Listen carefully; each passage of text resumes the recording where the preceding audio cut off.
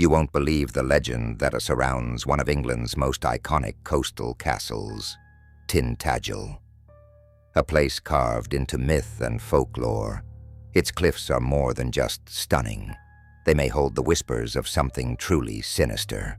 Welcome to the Nightside Archive, where we delve into stories that chill the bone and ignite the imagination.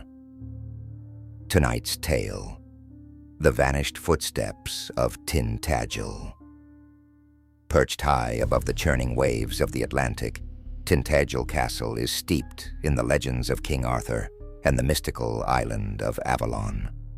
Yet one tale, buried beneath layers of history, speaks not of knights or kings, but of something far darker, a mystery that has confounded locals and researchers for centuries. Some legends demand answers, others demand silence. This story lives somewhere in between. It all begins with the legend of Floren Morwenna, a medieval maiden known for her unmatched beauty and her connection to the sea. Morwenna supposedly lived in a small village wedged near the cliffs beneath Tintagel Castle. Local stories recount that she was neither knight's dream nor maiden of virtue. She was known to walk the cliffs alone while the wind sang her haunting songs. A woman surrounded by gossip, with whispers claiming her beauty was a gift or a curse from the sea itself. The villagers grew wary of her. When storms battered the cliffs, drowning fishermen and sinking ships, her name was muttered in resentment.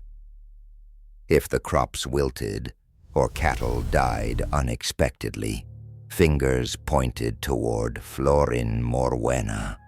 One story even suggests she could summon waves with a song, crashing them against the cliffs. But no one dared accuse her outright. After all, no one who challenged Morwenna ever returned the same. Her disappearance, however, is where the tale grows darker. One winter's night, as the sea howled and waves splashed angrily against the rock faces, Morwenna was said to vanish without a trace.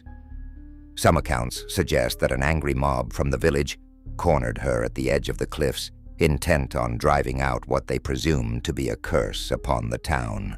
But as they reached her, a sudden heavy fog swept in, swallowing not only Floren, but the entire mob as well.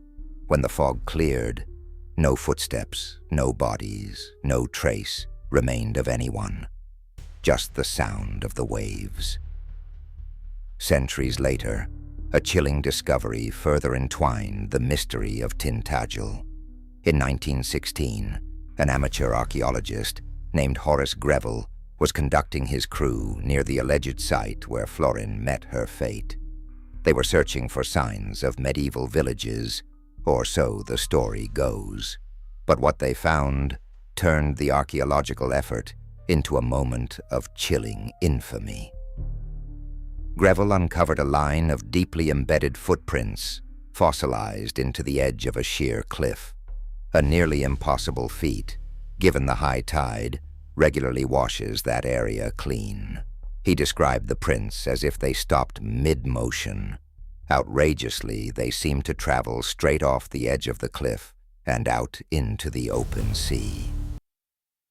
These well-engineered indentations ensured one thing: someone, centuries ago, had walked to their doom.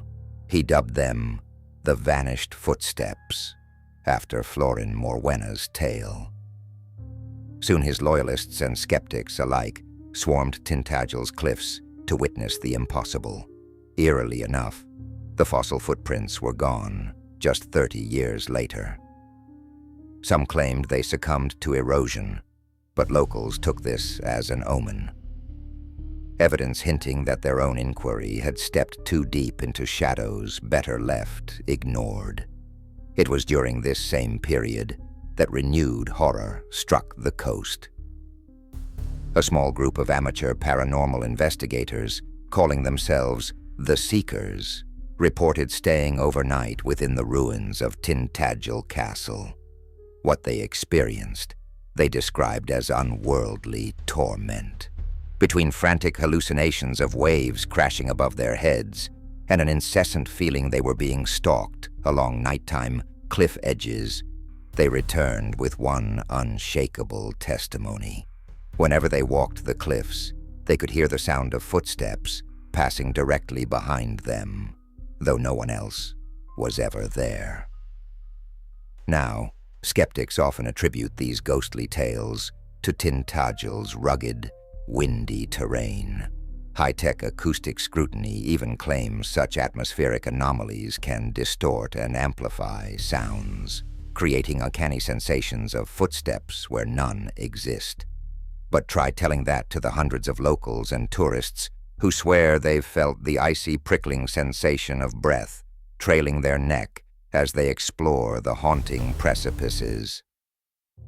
One guidebook, written in 1980, cheekily referred to this phenomena as Morwenna's last waltz. Yet there's nothing cheeky for those witnesses who swear they've seen movement in the corner of their eye. The shadow of a woman standing stock still at the edge of the cliffs before slinking into the abyss. Most recently, new paranormal teams have surfaced apps and experimental electromagnetic reading gadgets along Tintagel's zones. Curiously, near peak locations where Morwenna's legend unfurls, those readings regularly flatline, almost like the machines lose their pulse entirely. Whether old spirits are tapping into Tintagel's myth-real space, or Tintagel conceals natural disturbances we barely comprehend, remains uncertain.